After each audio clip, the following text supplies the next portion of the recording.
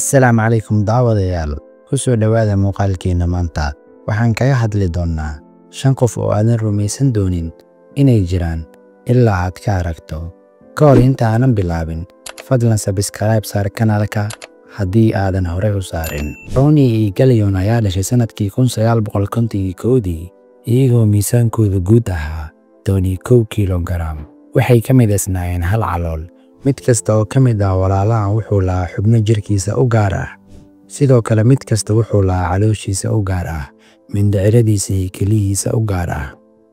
Laakiin waxay wadaageen qaybaha calooshooda, taasoo ka dhigaysa inay adkaato inay dhakhaatiirtu kala saaraan markii ay dhalanayeen. Waxay diideen in la kala saaro. Waxay noloshooda dhan ku qaateen iyaga oo weji ka weji isku hor fadhiya. Walaalahan waxay ku qaateen 60 sano oo noloshooda ah.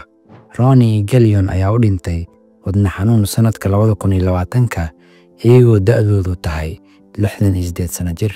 Abdul Bajandar oo jira 26 sano u dhashay Bangladesh ayaa noqday mowduuca wararka caalamka markii sawirada gacmihiisa oo ku daboolan geedo ay si weyn ugu faafeen caalamka.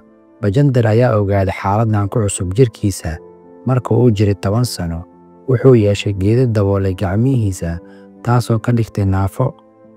Laakiin Bajandar ayaa looga yaqaanay ninka geedka ee Bangladesh ilaa markii uu maray qaliino kala duwan si loogu daaweeyo cudurka naadirka ah ee ninka geedka.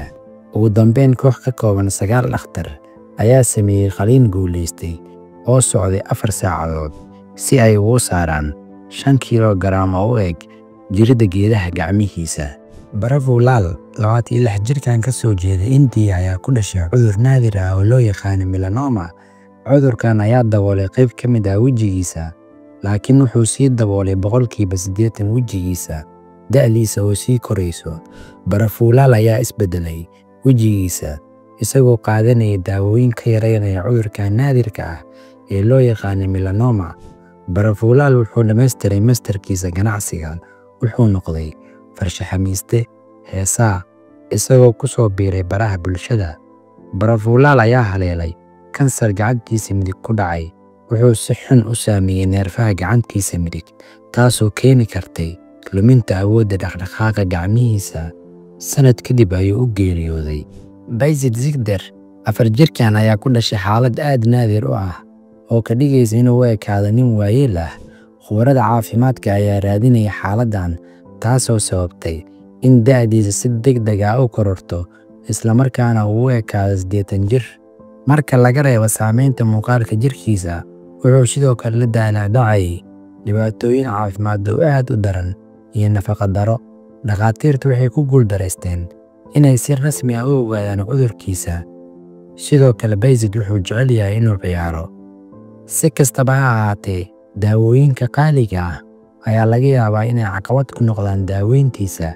Dhakhaatiirtu waxay aaminsan yihiin in Bayezid oo ugu dambeyntii soo kabanayo gebi ahaantiisaba. Tessa Evan oo ah ilmo 2 jir ah oo ka soo jeeda Ireland waa mid ka mid ah malaayiin dad ah iyagoo qaba xaalad caafimaad oo aad naadir u ah oo loo yaqaano complete congenital hernia, taasoo micnaheedu yahay in ay ku dhalatay iyadoo aanan lahayn san. Dhakhaatiirtu waxay ku guulaysteen inay xasiliyaan xaaladdeeda. Waxay awood u yeelatay inay si madax bannaan u neefsato. Dhalashadeeda kadib, waxay noqotay qofkii ugu horreeyay ee lagu sameeyo qalab cosmetic ah oo sanka looga rakibo si looga caawiyo xubinta ka maqan sanka. Dhakhaatiirtu waxay qorsheynayaan inay beddelaan qalabka iyadoo ay sii kordhayso da'deeda si sanka ula koro wejigeeda. Haddii mid ka mid ah dadkan ay kaa yaabiyeen, ha iloobin inaad subscribe saarto oo aad furato gambaleelka si aadan u seegin mid ka mid ah fiidiyowyada.